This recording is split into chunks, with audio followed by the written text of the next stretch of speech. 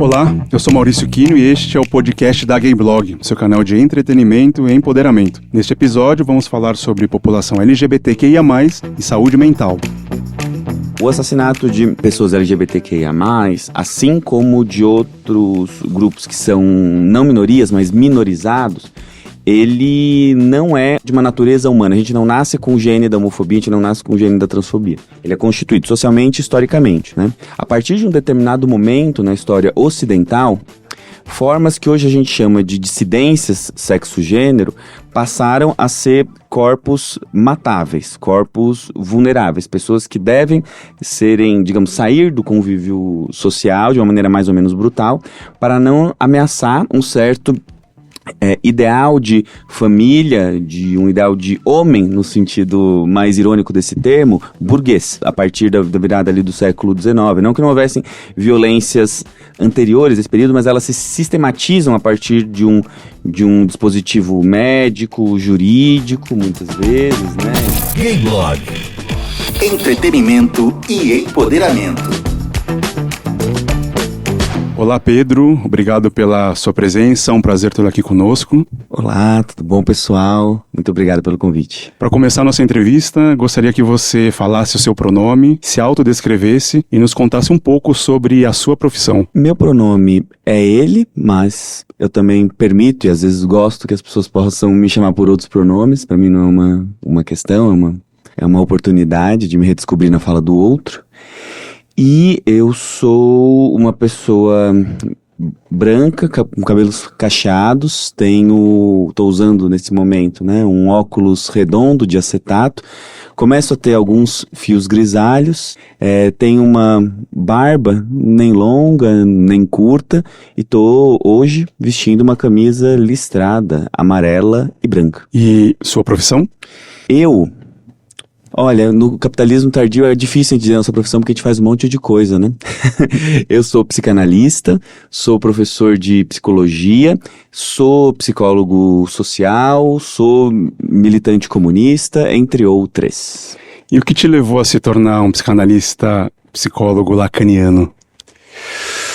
Olha, não consigo responder essa pergunta, é uma pergunta difícil, mas que a princípio ela deve ser óbvia, né? Eu, enfim, fui captado, como muitos da minha geração, por essa potencialidade que o pensamento lacaniano dá na resposta a problemas contemporâneos, seja da clínica, seja do âmbito conceitual e teórico, né? O Freud, por mais que eu seja muito freudiano, ele, em alguns momentos, ele emperra determinadas discussões. Por exemplo, no caso da feminilidade, né? Entre outras, né? Para muitas outras ele é magnânimo. Mas eu acho que o Lacan, ele ajuda a salvar um pouco alguns pontos cegos do Freud. Na sua opinião, por que se matam tantas pessoas LGBTQIA+, no Brasil? Daí eu vou responder como psicólogo social. Eu tendo a compreender questões como, nesse caso, a violência, sempre através de um discurso de como essa realidade de hoje se configura a partir da história. O assassinato de pessoas LGBTQIA+, assim como de outros grupos que são não minorias, mas minorizados, ele não é não é de uma natureza humana. A gente não nasce com o gene da homofobia, a gente não nasce com o gene da transfobia. Ele é constituído socialmente e historicamente, né? A partir de um determinado momento na história ocidental, formas que hoje a gente chama de dissidências sexo-gênero passaram a ser corpos matáveis, corpos vulneráveis, pessoas que devem serem, digamos, sair do convívio social de uma maneira mais ou menos brutal para não ameaçar um certo ideal de família, de um ideal de homem, no sentido mais irônico desse termo, burguês, né, a partir da virada ali do século XIX. Não que não houvessem violências anteriores a esse período, mas elas se sistematizam a partir de um dispositivo médico, jurídico, muitas vezes, né, psicológico, mas, enfim, discursivo. E o Brasil, ele é um caso paradigmático na medida em que é um país onde a lida com o sexual e a sexualidade, ela tem algumas características muito peculiares, não é? É o que, por exemplo, a Lélia Gonzalez, uma importante pensadora da cultura brasileira, né? Fala sobre, sei lá, o lugar da mulata no carnaval, que ao mesmo tempo ela é a mulher que é explorada em 361 dias por ano, mas durante 4 dias ela vive uma espécie de outro lugar na cultura, né? Mas esse tipo de tensão, ele se localiza na pauta LGBT também porque o Brasil, ele é um dos países que, por exemplo, né, mais consome pornografia ligada a pessoas trans. Ele perdeu a gente tinha esse ranking, né, número 1, pelo menos nos últimos dados do Big Data do Pornhub. Agora o Brasil é o segundo, a Argentina nos passou. E ao mesmo tempo, é o país que esse sim mais mata, pelo menos do que é contabilizado na população LGBT que ia mais do mundo. Então essa tensão entre, ao mesmo tempo, a gente é o país da travesti, entendeu? A América Latina como um todo, mas isso marca uma parte da nossa relação com a sexualidade. Existe um certo lugar da travesti na cultura brasileira, mas que ao mesmo tempo é um lugar de desejo e ao mesmo tempo é um lugar de extrema vulnerabilidade. Isso tem se alterado um pouco nos últimos anos, da maneira pela qual as pessoas LGBTQIA+, se apropriaram do termo travesti, que era um termo muito mais pejorativo antes, e hoje talvez um pouco menos, né, retencionando a diferença entre transexualidade, é um termo que está quase caindo em desuso, né, ou pessoas transexuais e travestis, mas eu diria que assim, se eu continuar falando, a gente vai fazer uma hora só sobre essa questão histórica disso, então eu vou parar por aqui, mas é um tema extremamente complexo. Eu tenho aqui os dados do Grupo Gay da Bahia e fala justamente as maneiras como as mortes aconteceram. Arma de fogo, 31,52%. Arma branca, 24,51%. Espancamento, 7,40%. Ou seja, das 257 mortes, assassinatos e suicídios, essas foram as 3 primeiras maneiras de se matar e violentar pessoas LGBTQIA, né? Então, corrobora justamente o que você acabou de falar, né? Se aceita, mas até um determinado ponto, né? Ou temporariamente, né? Então, e a minha segunda pergunta era sobre um outro tema tabu, que é muito pouco falado, que é o suicídio de pessoas LGBTQIA+. É mais do que necessário falar sobre o suicídio e reconhecer esses sinais. Na sua opinião, por que se suicidam tantas pessoas LGBTQIA+, no Brasil? E o que a gente pode fazer para mudar esse cenário? Vamos lá, só perguntas que dariam uma aula.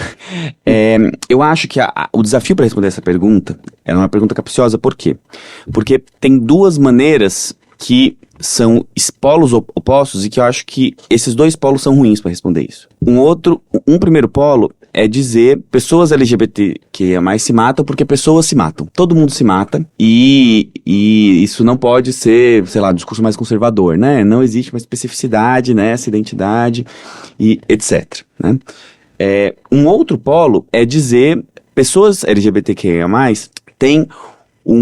sofrem uma violência tão aviltante que produzem uma forma de sofrimento específico e exclusivo que é só delas. Suicídio de pessoas LGBTQIA+, teria uma natureza completamente diferente de outros suicídios e precisa de um tratamento específico e diferente, e psicólogos LGBTQIA+, e uma coisa são os héteros lá, e outra coisa é nós aqui.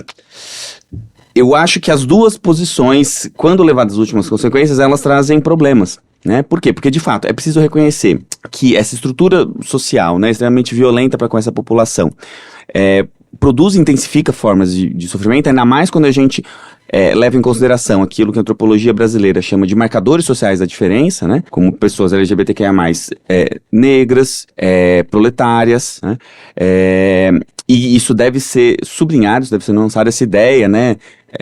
Falaciosa de que dinheiro não traz felicidade. Tem pessoas que são felizes mesmo, independente do que acontece. É uma balela, né?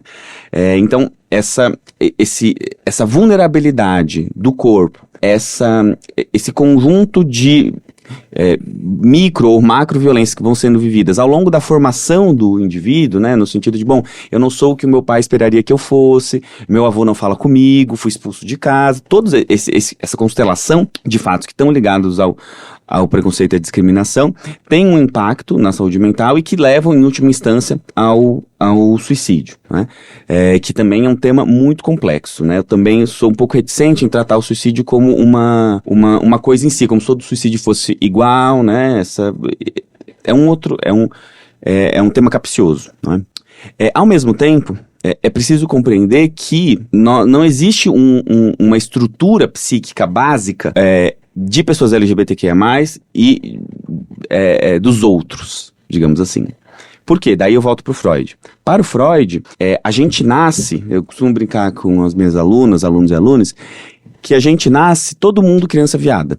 É o que, nos termos dele, isso era chamada de infância perverso polimorfa, né? O caráter perverso polimorfo da infância. Então, essa diferenciação do que a gente se torna uma coisa ou outra, ela é da vida adulta e ela nunca é completa. Não existe para o Freud alguém que seja 100% hétero, nem alguém que seja 100%, nos termos dele, né, homossexual. Né? Mas ele está falando do que hoje a gente entende como população LGBTQIA+. Então, é nessa mistura, que às vezes é consciente, às vezes é inconsciente, que todo mundo se encontra, né? Então, é preciso defender também ainda um certo universalismo, para a gente não separar radicalmente nos pontos em que a gente deve estar junto, que é todo mundo lutar para ter condições sociais mínimas, não para não sofrer, mas que o sofrimento seja democraticamente distribuído. Isso ainda não acontece na nossa sociedade. Vou falar uma coisa um pouco chocante, se der gatilho para alguém, procure um serviço de escuta, mas eu vou falar mesmo assim. Eu acho que um ideal de sociedade não é o ideal de sociedade que ninguém se suicide. É um ideal de sociedade no qual a pessoa possa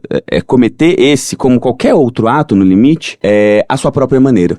E não por pressões e por violências sociais. E assumir a sua responsabilidade pelo ato. Sim, porque, inclusive só uma nota de rodapé mais teórica, né, o suicídio é um grande tema da sociologia. Ele se altera, né, a depender de determinadas configurações sociais, como por exemplo o caso do estudo clássico do Durkheim sobre o suicídio. A gente tem que lutar para que ele não seja uma política de morte e de extermínio de determinado grupo da população, isso sim, totalmente, mas achar que uma sociedade pode extirpá-lo totalmente como um fato social, me parece muito ingênuo. Como você define saúde mental em tempos de redes sociais, hiperconectividades e pós-pandemia? Olha, eu vou recuar pro clássico. Nesse sentido, que eu estou chamando de clássico, é um estudo feito por um médico, uma tese de medicina, de um sujeito que foi orientador de tese do Michel Foucault, que é um pouco mais conhecido, que se chama Georges Canguilhem. Ele tem um texto chamado Normal e o Patológico. É uma tese belíssima, né? Recomendo que todo mundo leia, se tem interesse nessas questões.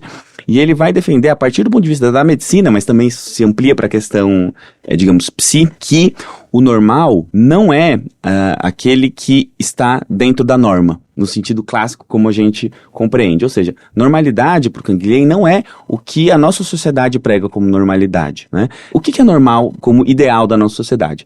É que você trabalhe, que você goste do seu trabalho, que você seja relativamente jovem ou aparente ser jovem, que você tenha um relacionamento fixo ou tenha uma certa estabilidade na maneira pela qual você gera as suas relações não monogâmicas, que você possa ser, né, de uma população LGBTQIA+, mas não depinta, ainda o discurso brasileiro é esse, né, pode ser, mas não precisa ficar mostrando o discurso, né, não é um discurso onde talvez eu me insira ou as nossas bolhas circulem, mas do ponto da tônica da sociedade brasileira é isso que se pede, né. Que, em última instância, se a gente fosse pensar em termos quantitativos, ainda impera a ideia, por exemplo, para mulheres, né, e esse discurso entende mulher como mulher cis, que você seja bela, recatada e do lar, e que o homem seja um provedor. Essa ainda é o grosso das representações sociais brasileiras, né.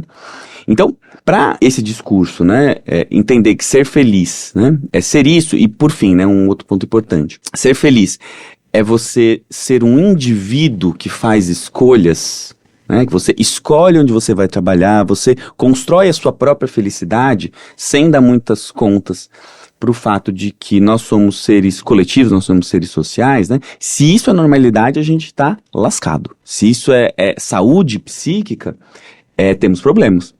Porque isso vai produzir uma zona de não ditos, uma zona de silenciamentos, que é grande, que pode levar a suicídios, que no fundo é esse ideal, essa forma de pregar o que é felicidade, o que é uma vida saudável, que faz com que os banheirões estejam cheios de caras casados, héteros buscando um tipo de satisfação na esguelha possível, escondida, de um certo discurso que não permite que a sexualidade seja fluida, digamos assim. Né? Não permite que isso possa compor com o fato dele ser casado com uma mulher e ter filhos, né? Então, voltando ao Canguilhem, ele não entende a normalidade dessa forma. Ele não entende a normalidade como você tem que ter numericamente tal medida, né? Ele entende que organismo normal, um organismo não patológico, é um organismo que ele tem capacidade de instaurar suas próprias normas. Ou seja, tem a ver com o fato de você ter uma certa plasticidade, né, em relação a você como seu próprio controle, né? Então, ser normal do ponto de vista de uma saúde psíquica é você estar à altura das suas próprias descontinuidades, mais do que você querer abraçar um ideal que é único, fechado e daí no sentido clássico, normativo, né? E qual que é o diabo aqui? É que essa paixão por um ideal de saúde mental, nesse caso, ela não atinge só o discurso hegemônico, masculinista, brasileiro conservador. Ela também atinge certas formas de resistência de discursos dentro, por exemplo, da comunidade LGBTQIA+. Ou seja, né, eu preciso então agora, uma coisa que às vezes aparece na clínica, eu preciso agora então ter uma relação aberta, porque eu não posso ter ciúmes, porque ciúmes não está com nada, né? Como se dizia antigamente, é uma expressão um pouco old school. Ou eu preciso, se eu sou, para ser bi de verdade, eu preciso ter namorado com o mesmo número de pessoas de um gênero e de outro gênero. Perceba, ele é claro, ele pode produzir, à primeira vista, um sofrimento menor do que a normatividade social conservadora, mas ao mesmo tempo ela está fazendo com que a pessoa se force a se identificar com um tipo de normatividade que não necessariamente diz respeito ao seu inconsciente, à sua forma de desejar e assim por diante. Então, ter certa liberdade, certa relação menos fixa com determinados ideais, pode ser um dos componentes disso que a gente chama de horizonte de uma saúde mental melhor. É sempre a questão de padronização, né? Seja do corpo, seja de qualquer outra forma de querer se enquadrar, né? Eu acho que exatamente. E a gente vive um paradoxo hoje porque, ao mesmo tempo, é a era, né, de faça o que você quiser, do império do individualismo. A princípio seria uma certa liberdade, mas ao mesmo tempo é a era dos coaches, de alguém que vai dizer o que você tem que fazer, né? Inclusive de temas, a princípio, progressistas. Você tem lá um lugar que a pessoa que fala sobre determinado tema, então o que ela falou eu tenho que ser, eu tenho que fazer. Vou compartilhar isso para ver quem dá like aqui, para ver se é isso mesmo que eu tenho que fazer. Então, ao mesmo tempo, a gente é uma sociedade aparentemente livre, mas não é, porque não existe liberdade no capitalismo, e segue cada vez mais modelos de vida, por mais que eles sejam um pouco mais frouxos que outrora. Nessa parte do episódio a gente abre para perguntas de seguidoras, seguidores da Gay Blog. O Vitor pergunta sobre relações homoafetivas conflituosas que chegam a ser até violentas, tóxicas, ele diz. Você acha que isso é um sintoma do mundo atual com as redes sociais, que tornaram as pessoas mais distantes e menos tolerantes? Pergunta o Vitor de São Paulo. São duas perguntas, né? A primeira, relativa ao que fazer com um relacionamento, se eu não me engano, ele usa o termo tóxico. Isso. Talvez a gente deva sempre se perguntar nesses momentos, né? Quando a gente usa esse vocábulo que está tão em voga, né? O que eu prefiro separar, talvez, em duas coisas, né? Em geral, o que a gente chama atacado de tóxico pode ser duas coisas, né? Ou a pessoa é uma relação, né? Zoada, relação zoada. Ou um momento zoado da relação, né? Ou uma pessoa que é chata, né? Não há, em geral, né? Vou voltar para a psicanálise. Nós somos todos zoados, psiquicamente. Isso a gente vê até, fazendo um certo parênteses, por exemplo, em geral, quando caem na internet, né, escândalos, isso é muito comum nos Estados Unidos, mas aqui também, escândalos sexuais relativos a pessoas que são arrancadas do armário, ou pessoas que, por exemplo, daí já é uma questão diferente, né, produzem ou armazenam conteúdo, por exemplo, de pedofilia. É muito comum que essas pessoas no discurso público sejam conservadoras, sejam de ultradireita, né? Então, existe sempre uma tensão, claro, isso é um caso extremo, mas existe sempre uma questão de como a gente se apresenta para o mundo, como a gente quer ser visto, no fundo, como a gente quer ser visto por nós mesmos e, de fato, o que a gente faz e quem a gente é, né? Ninguém é esse mar de atoxidez, né? Todo mundo é o seu próprio tóxico. Isso é um ponto pacífico, eu diria, na psicanálise. Então, quando a gente se relaciona com o outro, isso tende a se intensificar. Quem já passou por uma DR sabe disso. Então, existe algo violento nas relações humanas como um todo, tá? Eu estou chamando de uma relação zoada.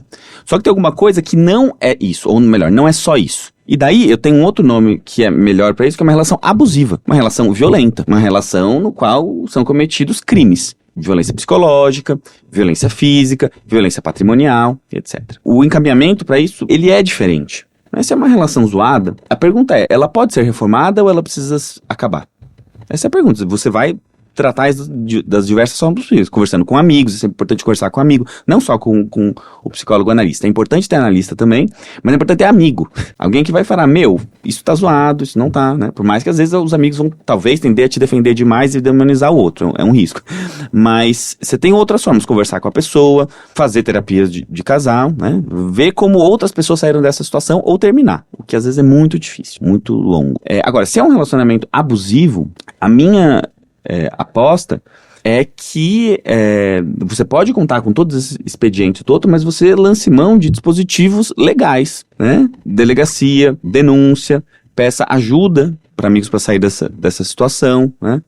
Aí é um outro cenário. E perceba que eu tô aqui falando de relações num geral, porque nesse ponto específico eu não acho que deva haver uma incidência da diferença no que tange relações de população LGBTQIA+, e relações ditas héteros, né? Porque é muito difícil falar em heterossexualidade, seja por conta da teoria psicanalítica, seja porque muita gente que é bissexual acaba se compreendendo como heterossexual. Então, sim, mas assim, agora, pro interior da nossa discussão dentro da comunidade, né, a gente precisa falar disso de maneira mais séria, mais frontal, né?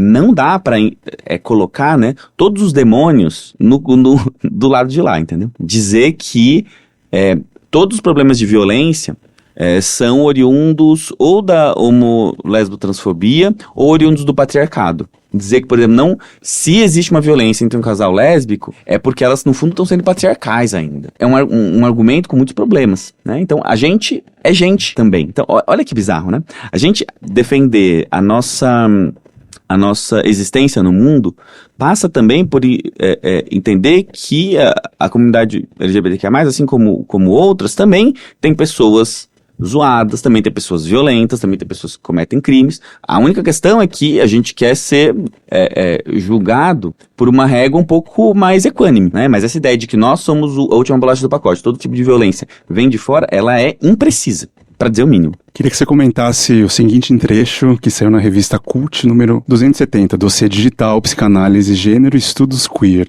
São aspas suas. Quanto a nós, hoje, em vez de ficar batendo o pé contra a linguagem de gênero neutra, em nome de um simbólico ceboso, que tal enxergar em nosso momento histórico uma ocasião única de lidar com a língua no que ela tem de mais radicalmente sexual e poético? É preciso linguar nossa linguagem. Então, né, esse textinho aí que chama O Fio, o Cu e a Língua, foi uma brincadeira um pouco que eu fiz, né, para tentar trazer um pouco mais para perto um debate que é um debate às vezes muito complexo, epistemológico, referente a o que a psicanálise faz com as outras teorias. Teorias queer, por exemplo, teorias de gênero, não é uma coisa tão simples, porque a psicanálise tem um conjunto bom de conceitos para explicar a sexualidade, né, o gênero, e funciona muito bem. Mas tem algumas coisas que as teorias queer, né, e teorias antes de gênero, mesmo os feminismos, sacaram que a gente não consegue dar conta em termos estritamente psicanalíticos, né? Então, fiz essa coisa também tentando trazer essa dimensão do erótico até para a estrutura do texto. E nesse trecho específico, né, eu estou comentando sobre a questão da linguagem neutra, né? Linguagem neutra, enfim, um grande debate hoje, né, na parte da sociedade, mas também no interior da academia, porque ela incomoda o caráter natural com o qual a gente vive a relação entre língua e corpo, né? Ou seja, a gente tende a achar que existem homens, existem mulheres, cis ou trans, e isso é tão natural que isso está na língua. Mas o que é a língua? Muita tinta já correu sobre isso, né? E tudo que dá para ser afirmado é que a língua é tudo menos uma expressão do biológico. Ela é tudo menos fixa, né? O problema é que a gente tem um momento histórico de grande aceleração que faz com que determinadas mudanças possam acontecer de maneira mais rápida, né? E a língua e a questão dos pronomes neutros, né? Que eu não sei se é a melhor nomeação, porque neutralidade, né? Ela é polissêmica, na medida em que eu falo elo para alguém, eu posso estar fazendo... Isso é um ato político. É um ato de colocar que esse dois é insuficiente para dar conta de uma outra experiência, né? Então, ela é neutra entre aspas. E isso causa furor nas pessoas. Elas acham que é muito interessante ver a revolta em ciclos conservadores, né? incluindo alguns psicanalistas, que sentem frente a essa mudança de usar a língua, né? Que a princípio não machuca ninguém, né? Não tem nem o delírio, né? Fantasioso, mentiroso de fake news, por exemplo, ligado a, sei lá, o banheiro unissex. Não, as nossas crianças vão estar... Não tem nem isso, né? É simplesmente uma recusa de abrir mão de uma certa forma naturalizada de falar. E eu falo até de maneira meio pessoal. Para mim é difícil usar a linguagem neutra. É bem difícil. Eu erro, depois eu fico arrependido, não sei o que, e tá, pra mim é super difícil. Então, né, isso causa um incômodo, mas é um incômodo quase físico, assim, como é que eu vou falar? Você mostra que a relação entre o dizer e o referente, ela não é uma relação natural, mas não é porque as pessoas que lutam pela linguagem neutra estão inventando alguma coisa, elas estão expondo um caráter necessário de toda a língua, que é o fato de que ela não tem um referente fixo. A gente não usa ela e ele mesmo para determinar as coisas do mundo, porque o sol é intrinsecamente masculino, a lua é intrinsecamente feminina, em todas as línguas é assim, balela, não é, né? Então, essa mudança histórica, ela aparece também na questão da língua, e para concluir esse ponto, isso deveria chamar a atenção dos lacanianos, pelo menos, por quê? Porque o Lacan é o cara que mais dissolve a linguagem. Se você pega o escrito do Lacan, você fala, o que esse cara tá falando? Isso aqui no original, basicamente, alguns trechos nem são francês, entendeu? Ele tá torcendo a linguagem, fazendo uma coisa tão maluca com aquilo, que isso deveria, no mínimo, causar estranheza para quem se denomina lacaniano, ver que determinados usos da língua e lutas políticas do interior da língua estão se valendo dessa espécie de subversão, que é interior à teoria da linguagem, justamente numa alçada que deveria ser próxima da psicanálise, que é do gênero da sexualidade, né? Então a gente deveria entender que isso é quase como se fosse uma demonstração da teoria freudiana da sexualidade perverso-polimorfa em nível social, em escala global. Algo está sendo demonstrado de um certo acerto do velho Freud, né? Em termos diferentes, em termos mais contemporâneos, e a psicanálise deveria olhar para isso não com recusa, né? Mas com a possibilidade de fazer a sua teoria explicar ainda de maneira mais precisa, o nosso momento histórico-político. É isso que me surpreende no meio psicanalítico, né? Essa recusa de aceitar e não entender, né? Às vezes eu acho que tem uma certa geração que não entende que gênero, corpos e sexualidade são distintos. É muito difícil mesmo, né? E essa questão geracional precisa ser enfrentada, porque tem uma coisa, né? Claro que a gente tem que entender que, sei lá, as lutas, elas precisam ser lutas gerais para toda a sociedade brasileira, mas é diferente a maneira pela qual você vai fazer uma determinada disputa com uma pessoa que é de 1, 2 ou 3 gerações acima da nossa, né? E como debater determinados temas com a molecada que tá chegando, né? É diferente. Então tem uma questão tática aí da política que não pode ser feita no atacado. Não dá pra você começar a xingar um senhor de 80 anos porque ele errou o pronome neutro quando chamou... É difícil. Porém, no caso da psicanálise, tem um dado a mais, que é uma disputa interna por poder, né? Ou seja, a psicanálise, ela reinou, né, como eu escrevi em alguns textos, ela reinou soberana como saber sobre sexualidade por muitas décadas. De fato, era a melhor teoria que tinha. Porque era isso ou era dizer que pessoas gays na época, né, no movimento gay, pessoas gays eram criminosas, perversas, etc, né? Então, a psicanálise estava anos-luz à frente disso. Mas, hoje, você tem outros discursos que vêm de outras ciências, de outros saberes, que explicam muito bem e dão ferramentas políticas, inclusive, para a transformação. Então, parte desse movimento é um movimento de tentativa de garantir um certo lugar ao sol e, por fim, muitas vezes é um puro conservadorismo, porque daí não tem a ver com a psicanálise. A psicanálise, ela da maneira pela qual eu uso, eu acho que a sua potencialidade ela é muito maior para falar de um mundo outro, de uma transformação social radical no limite. Por isso que tem tantas articulações, pelo menos clássicas, entre Freud e Marx, o Freud do marxismo, por exemplo, do que para usar a psicanálise para dizer que o mundo está mudando rápido demais. Sabe esses discursos assim? Hoje não tem um discurso conservador na psicanálise lacaniana é a queda do nome do pai. O pai não opera mais, hoje a gente vive outra coisa. É um passadismo, assim, que cheira naftalina, né? Só que isso não é algo intrínseco da teoria psicanalítica. Isso diz respeito aos psicanalistas que são em geral, as pessoas que estão nesse lugar de discurso, elas são pessoas brancas, de classe média ou burgueses, são pessoas que têm tantos privilégios que veem qualquer mudança no horizonte de ter que se alterar um pouquinho, e às vezes é uma coisa só de mudar o pronome, não mata ninguém, vem isso como um grande ataque ao seu lugar de poder. Mas não é um poder daí só ligado à psicanálise, tem a ver com o lugar social das pessoas que exercem a função de analistas. A Gameblog também traz algumas dicas culturais. A sugestão de hoje são 3 publicações sobre musicais brasileiros que destacam ícones da conscientização sobre o HIV. Com a trilogia Para a Vida, a editora Herculano lança suas primeiras publicações de dramaturgia. As obras Lembro Todo Dia de Você, Brenda Lee, O Palácio das Princesas e Codinome Daniel resgatam a vida e história de figuras importantes para a resistência LGBTQIA+, no Brasil. Mais informações sobre a trilogia Para a Vida você pode encontrar nas redes sociais da editora Herculano, @herculanoeditora, ou no site www.herculano.com.br.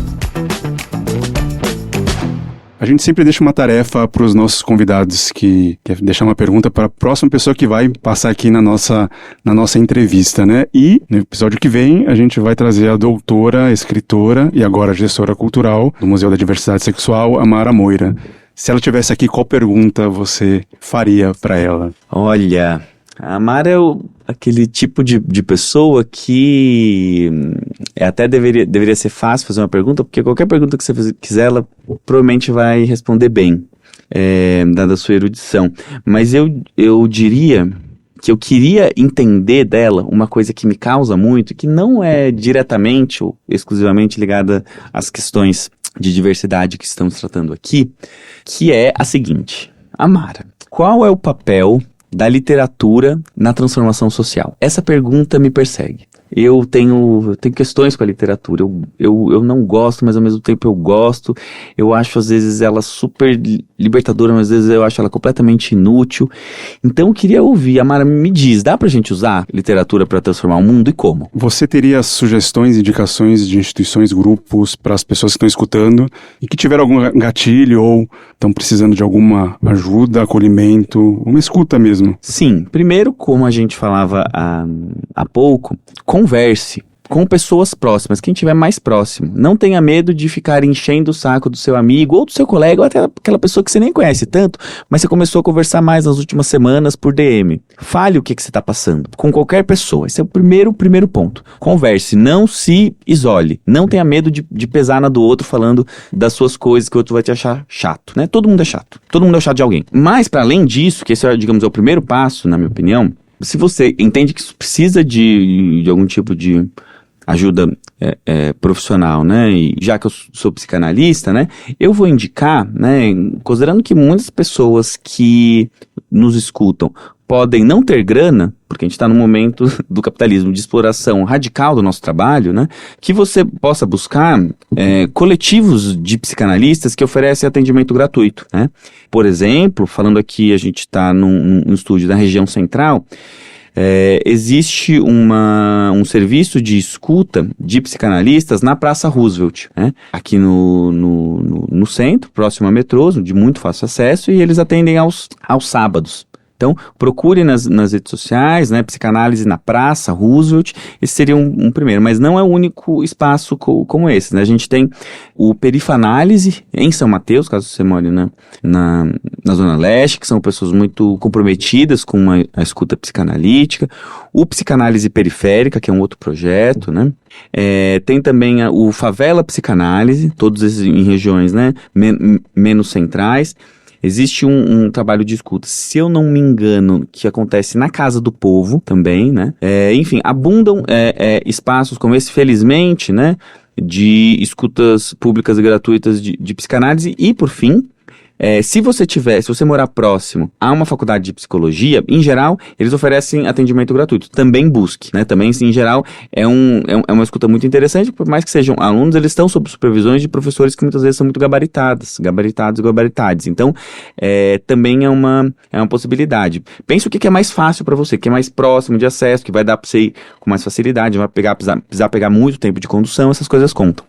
E também a gente abre espaço para você, Pedro, divulgar alguma publicação, curso, como as pessoas podem te acompanhar, te contatar. Olha, eu tô sem livros sendo lançados no momento, né? Eu tenho... Minha rede social principal é o Instagram, Pedro Ambra, e lá eu divulgo, né, algumas coisas que eu possa estar fazendo, mas eu tô no momento de tentando construir uma espécie de baixa de visibilidade. Eu não tô querendo lançar muita coisa, fazer muita coisa, porque rede social é um negócio que vira um trabalho, né, vira um novo trabalho você gerir sua rede social e tal. Então, podem me seguir, podem me adicionar, me contatar por lá, se ficou alguma dúvida aqui da nossa conversa, e porque lá também eu divulgo outras coisas.